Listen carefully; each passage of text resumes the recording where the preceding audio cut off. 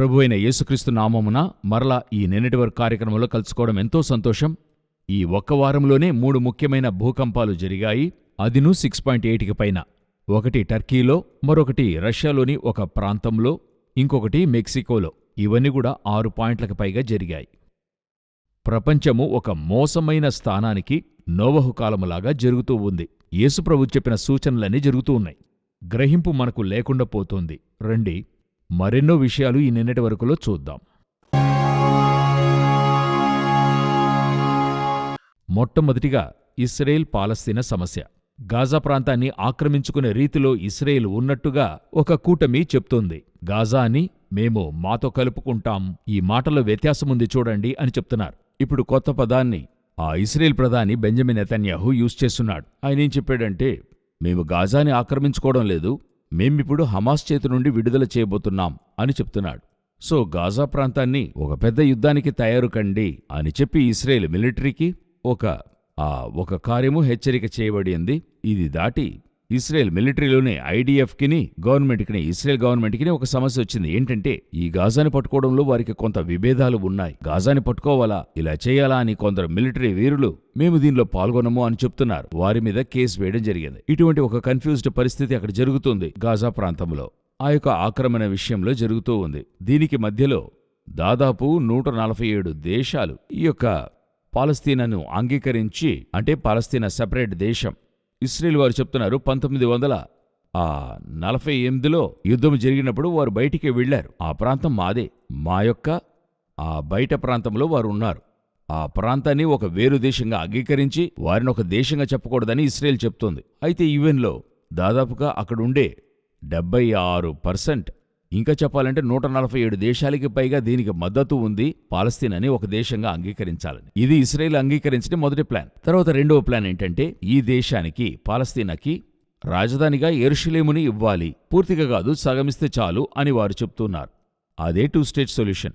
So ఈ సమస్య ఇప్పుడు తీవ్ర స్థాయిని అందుకుంది. సెప్టెంబర్ 24 దానికి ఫైనల్. ఇప్పుడు యుఎన్ కౌన్సిల్లో గాజాని ఇశ్రాయేల్ ముట్టడించే విషయాన్ని మాట్లాడుకుంటున్నారు. అలా ముట్టడి చేయకూడదని ఈరోజు ఈ కార్యక్రమాన్ని మీరు చూస్తున్న ఈ సమయంలో యుఎన్ కౌన్సిల్ యొక్క కార్యం జరుగుతుంది.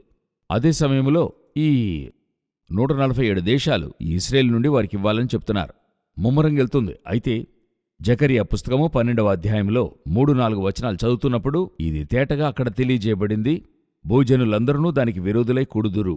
జస్ట్ ఈ 147 దేశాలు మాత్రమే కాదు, ఒక ఇస్లామియా కూటమి అనే ఇస్లామియా దేశాలు వీరందరూ కూడుకుంటున్నారు. పిలుపునిచ్చింది టర్కీ వారు. మీరు రండి, అందరము కలుద్దాం ఈ విషయంలో. కానీ ఇది ఎక్కడికెళ్ళి ముగుస్తుందంటే, ఇస్లామియా దేశాలన్నీ ఒకటిగా కూడుకుంటున్నప్పుడు ఇది ఇశ్రాయేల్ ఎలాగ తీసుకెళ్తుందంటే, ఇస్లాం వర్సెస్ జీవిషం అలా తిప్పే అవకాశాలున్నాయి. ఈ యుద్ధం అలా వెళ్లే అవకాశాలు కూడా ఉన్నాయి. ఎలాగో యుద్ధానికైనా ఒక ముఖ్యమైన సన్నాహము ఇప్పుడు అవి జరుగుతూ ఉన్నాయి. సెప్టెంబర్ 24 వాళ్ళు ఒక డెడ్ లైన్ ఫిక్స్ చేసి పెట్టుకున్నారు. దీని అప్డేట్ ప్రభుచితమైతే రానున్న కాలంలో మీకు తెలియజేస్తాం. తరువాత చాలా డేంజర్, ఈ యుద్ధాలన్నిటికంటే కూడా డేంజర్ అదే. ఏంటంటే, పలుసార్లు మనం చెప్పాం, ఇప్పుడు ఫాదర్ ఆఫ్ ఏఐ అని జెఫ్రీ హింటన్ని చెప్తారు. అతనేం చెప్పున్నాడంటే, ముందుగానే చెప్పాడు ఇది చాలా ప్రమాదమైన విషయమని. ఇప్పుడు దాని యొక్క అప్డేట్ అతనిచ్చాడు. ఏంటంటే, ఈ ఏఐ ఇప్పుడు చాట్‌జీపీటీ అని మనం చెప్తున్నాం, ఓపెన్ ఏఐ అని చాలా ఉన్నాయి. వీటన్నిటిలో ఏఐ మాత్రం ఏం చేస్తుంది, తనకు తానే ఒక లాంగ్వేజ్ని తయారు చేసుకుంటుంది. ఇప్పుడు ఉదాహరణకు చెప్పాలంటే, ఇప్పుడు మనం చెప్పేది అది వింటుంది, తిరిగి సమాధానమిస్తుంది కదా. ఇప్పుడు నాకు బదులుగా నా యొక్క సీఈఓగా ఏఐ నియమించబడుతుంది. ఇప్పుడు నా ఆఫీసులో ఒక సీఈఓ మరి అసిస్టెంట్స్ ఉంటారు, సెక్రటరీ ఉంటారు. వారికి చెప్తున్నాను అనుకోండి, ఒక ఉదాహరణకి టికెట్ బుక్ చేయండి అని చెప్తున్నాను. ఈ విధంగా ఆ చాట్‌జీపీటీకి చెప్తున్నాను అనుకోండి, ఒక ఉదాహరణకి ఆ ఏఐ ఏం చేస్తుంది, ఆ యొక్క ఆ టికెట్ బుక్ చేసేటువంటి ఆ వెబ్సైట్కో ఆ కాల్ సెంటర్కో ఫోన్ చేస్తుంది. ఫోన్ చేస్తే అక్కడ సీఈఓగా ఉండేది ఎవరంటే ఏఐ మిషన్. మీరు అర్థం చేసుకోవడానికి ఈజీగా చెప్తున్నాను. వీళ్ళిద్దరు మాట్లాడుకుంటారు. మాట్లాడుకునే వీళ్ళిద్దరూ మనుషులు కారు, 2 ఆర్టిఫిషియల్ ఇంటెలిజెన్స్.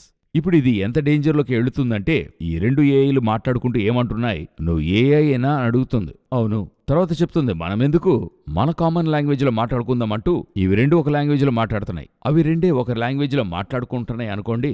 ఈ లాంగ్వేజ్ మనిషికి అర్థం కాదు, అర్థం కాల, ఇప్పటి వరకు అర్థం కాలేదు, అదే తయారు చేసుకుంటుంది. ఇప్పుడు ఎలా, ఆ కంప్యూటర్ లాంగ్వేజ్ 010101 అని ఉంది కదా, ఇప్పుడు మనం ఏం స్టోర్ చేస్తున్నామో తెలుస్తుంది, కానీ అది ఎలా స్టోర్ అవుతుంది అనేది మనకి తెలియడం లేదు. అదొకవేళ అది తయారు చేసి ఫార్ములా తయారు చేసే వారికి తెలుస్తుంది. అయితే చాలా మందికి తెలియదు కదా. ఇప్పుడు ఏంటి సమస్య అంటే ఏఐ తయారు చేసిన వారికి తెలియడం లేదు, అది ఓన్ లాంగ్వేజ్ తయారు చేసుకుంటుంది. యోవేలు పుస్తకము 2వ అధ్యాయంలో చెప్పబడినట్టు ఒక ఎంతో మోసకరమైన, ప్రజలను నశింపజేసి ఒక పెద్ద జాతి ఏర్పడుతుంది. ఇప్పుడు ఇది ఏఐ యొక్క తండ్రి జెఫ్రీ హింటన్ చెప్తున్నాడు. ఇప్పుడు ప్రపంచంలో ఉండేవారు అందరూ కూడా చెప్తున్నారు, ఇప్పుడు వీళ్ళు తమకు తామే ఒక భాష ఏర్పరుస్తున్నారు, కామన్ లాంగ్వేజ్ వారిలో ఏర్పరచుకుంటున్నారు. ఇది బాబేలుకైన ముఖ్యమైన విషయం, మీరు మర్చిపోకూడదు. ఆదికాండము 11వ అధ్యాయంలో వీళ్ళు తమకు తామే ఒక భాష ఉండేది, అందరూ ఒకే భాష మాట్లాడేవారు. అది ఆపదనే దేవుడు వేరు చేశాడు. ఇప్పుడు ఏఐ ప్రపంచమంతటా ఒక లాంగ్వేజ్ ఏర్పరుస్తుంది, అది మనిషికి తెలియని లాంగ్వేజ్గా ఉంది. ఒకవేళ ఒకరిద్దరికి తెలియచ్చు, వాడు సర్వాధికారిగా ఉంటాడు, వాని కంట్రోల్లో అది ఉంటే వీళ్ళేం మాట్లాడుకుంటున్నారు, ఏం చేస్తున్నారన్నది ఎవరికి తెలియదు. ఎంతో మోసమైన ఒక కార్యాన్ని ఈ లోకము మరియు మనుష్య జాతి సంధించబోతుందని సైంటిస్టు చెప్తున్నారు, బైబిలు చెప్తుంది. అదే మీకు చెప్తున్నాం. కాలము చెల్లదు, చాలా మోసమైన స్థలానికి ఏఐ వచ్చి చేరింది. మనం ఆ కాలఘట్టానికి చెందిన ప్రజలుగా ఉన్నాం. మన తెలివిని మాత్రమే చూస్తున్నాం. తెలివి వెనక ఉండే తెల్లబోయే విషయాలు మనం చూడటం లేదు. ఆ జ్ఞానాన్నిచ్చే ఫలాన్ని మాత్రమే వారు చూశారు. దానిలో మరణమన్నది ఉండింది, అది వారు చూడలా. ఈరోజు ఏఐఏ చూస్తున్నారు. జ్ఞానము, బుద్ధి, కుశలత, సౌకర్యములు, ఫ్యూచర్ అన్నీ చెప్తున్నారు. లోన ఒక మరణముంది. బైబిల్ చెప్పినట్టు అంత్యకాలములోని చాలా ప్రాముఖ్యమైన స్థలములో మనమున్నాం. గ్రహించండి, ఇక కాలం ఖచ్చితంగా చెల్లదు. ఇప్పుడు మనం చూడబోయేది మరొక ఏఐని గుర్చిన ఒక సాధారణ వ్యక్తులతో తలపడే విషయం.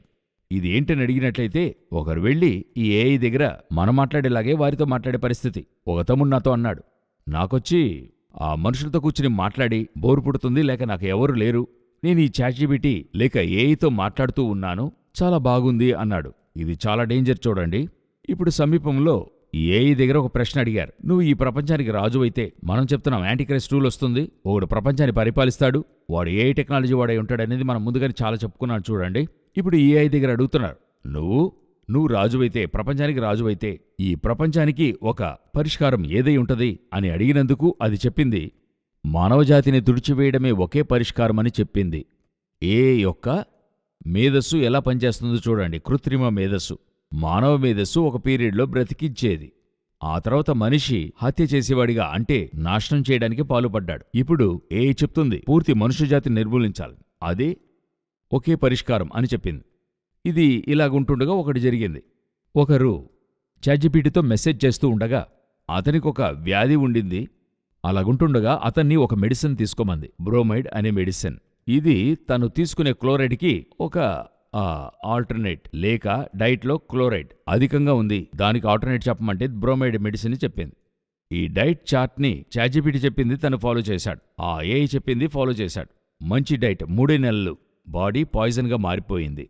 తర్వాత తీసుకెళ్లి అమెరికాలో హాస్పిటల్లో అడ్మిట్ చేసి అన్నీ చేస్తే చాలా భయంకరంగా పాయిజన్ అయి మనిషి చచ్చే పరిస్థితికి వచ్చాడు. తర్వాత ఎలాగో కష్టపడి కాపాడారు. అతన్ని అడిగారు, నువ్వెందుకు ఇది తీసుకోకూడదు కదా, ఇది మృగాలకి యూజ్ చేసేది, ఫ్యాక్టరీస్లో యూజ్ చేసే రసాయనం, ఇది నువ్వెందుకు తీసుకున్నావంటే దానికి అతను చెప్పిన స్టేట్మెంట్, నేను ఈ విధంగా ఒక ఏఐ దగ్గర అడిగాను, నేను ఈ చాట్‌జీపీటీ దగ్గర అడిగాను, అది ఈ క్లోరైడ్కి బదులుగా ఆల్టర్నేట్గా తీసుకోమంది. 3 నెలలు ఆరంభంలో నాకు బాగుండింది, ఆ తర్వాత తీసుకుంటుంటే పూర్తిగా నా ప్రాణం పోయే పరిస్థితికి వచ్చాను. ఇలాగే చాలామంది తమ యొక్క అనేక కార్యాలు చాట్‌జీపీటీ దగ్గర అడుగుతున్నారు, ఏఐ దగ్గర అడుగుతున్నారు, ఓపెన్ ఏఐ దగ్గర అడుగుతున్నారు. కానీ అది చెప్పేటువంటి పరిష్కారం మనుష్య జాతిని ఒక భయంకరమైన స్థితికి నడుతూ ఉంది. అదే నేను మీతో చెప్తున్నాను. మనం చివరిగా ఒక కార్యాన్ని చూసి ముగించబోతున్నాం. ఇది మరి పూర్తిగా బైబిల్ చెప్పిన రీతిగా లోకం వెళుతుందనడానికి తర్వాత ముఖ్యమైన ఆధారం. ఇప్పుడు బిల్ గేట్స్ తిరిగి వచ్చాడు. బిల్ గేట్స్ ఏమంటున్నాడు, ఇప్పుడు ఎలక్ట్రానిక్ టాటూస్ అని చెప్తున్నాం. అంటే ఏంటంటే మన శరీరం మీద పచ్చబొట్టు వేసుకోవడం. ఈ పచ్చబొట్టు వేసుకోవడం బైబిల్ వ్యతిరేకిస్తుంది, పాత నిబంధన కాలం నుండి వ్యతిరేకించబడుతుంది. పచ్చబొట్టు శరీరం మీద వేసుకోకూడదు. క్రైస్తవులు బైబిల్ ప్రకారంగా అది వేసుకోకూడని విషయం. ఈ పచ్చబొట్టును వేసుకునే ఈ కార్యాన్ని ఈరోజు మనం కొంత మోడర్నైజ్డ్గా టాటూ అని చెప్తున్నాం.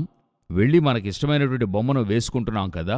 ఇప్పుడు దీన్నే అతను ఏమంటున్నాడు, ఇంతకుముందు మనం ట్రాన్సాక్షన్లో క్యాష్ లేక కార్డ్ ఇచ్చేవాళ్ళం కదా, ఆ తర్వాత ఇప్పుడు మనం క్యూఆర్ కోడ్ యూజ్ చేస్తున్నాం.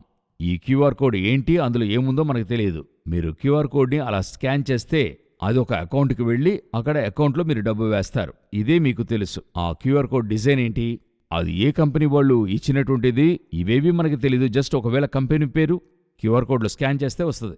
అలాగుండేటువంటి ఆ క్యూఆర్ కోడ్ని ఒంటి మీద వేసుకోవచ్చు. దేనికి బదులుగా? ఫోన్కి బదులుగా, స్మార్ట్ ఫోన్కి బదులుగా. మీ ఫోన్కి బదులుగా ఇది వేసుకున్నారంటే దీన్ని మరి మీరు శాటిలైట్తో కనెక్ట్ చేయొచ్చు. ఇది ట్రాన్స్మిట్ చేస్తుంది, అన్నిటితో కనెక్ట్ చేసి ఇది యూజ్ చేయొచ్చని బిల్ గేట్ చెప్పి ఉన్నాడు.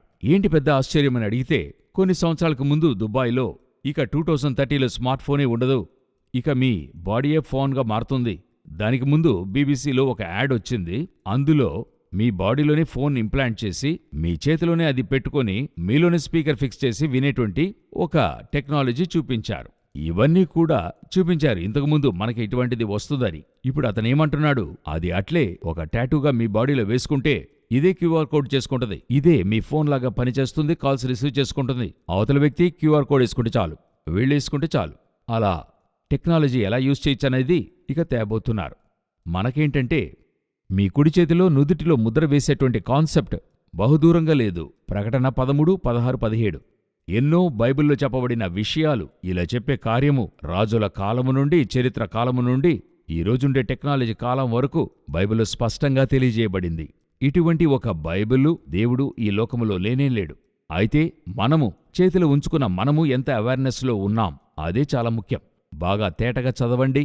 యేసు చెప్పిన అంత్యకాలము మన కంటికి ముందుగా స్టెప్ బై స్టెప్గా అన్నిట్లోనూ తెలుస్తుంది. అంటే టెక్నాలజీలో తెలుస్తుంది, ప్రపంచంలో జరిగే కార్యాలు తెలుస్తుంది, ఇస్రాయేల్లో తెలుస్తుంది, అంతటా తెలుస్తుంది. ఇక కాలం ఖచ్చితంగా చెల్లదు. మనకుండే ఒకే కాలం సిద్ధపడే కాలముగా మనకున్నది. నోవహ్ కాలంలాగా విధేయత లేని జనులని ఉంది, కనికరము లేనివారిగా ఉండేరు, గ్రహింపు లేనివారిగా ఉన్నారని ఉంది. ఆ విధంగా లేకుండా ఆ యోనా కాలపు ప్రజల్లాగా, నినవే ప్రజల్లాగా విన్న వెంటనే గోనెపట్ట కట్టుకుని బూడిదలో కూర్చుని వారు నాశనము నుండి తప్పించుకున్నట్టు, వచ్చే ఉగ్రత నుండి తప్పించుకుని ప్రభువైన యేసుక్రీస్తు ముందుగా నుంచోవడానికి అర్హులమగునట్లు మెలకువతో ప్రార్థన చేయమని వాక్యం చెప్తోంది. బహుశీఘ్రంగా ప్రభువైన యేసుక్రీస్తు రానై ఉన్నాడు. రాకడ ఆలస్యమైతే మరలా కలుసుకుందాం. God bless you.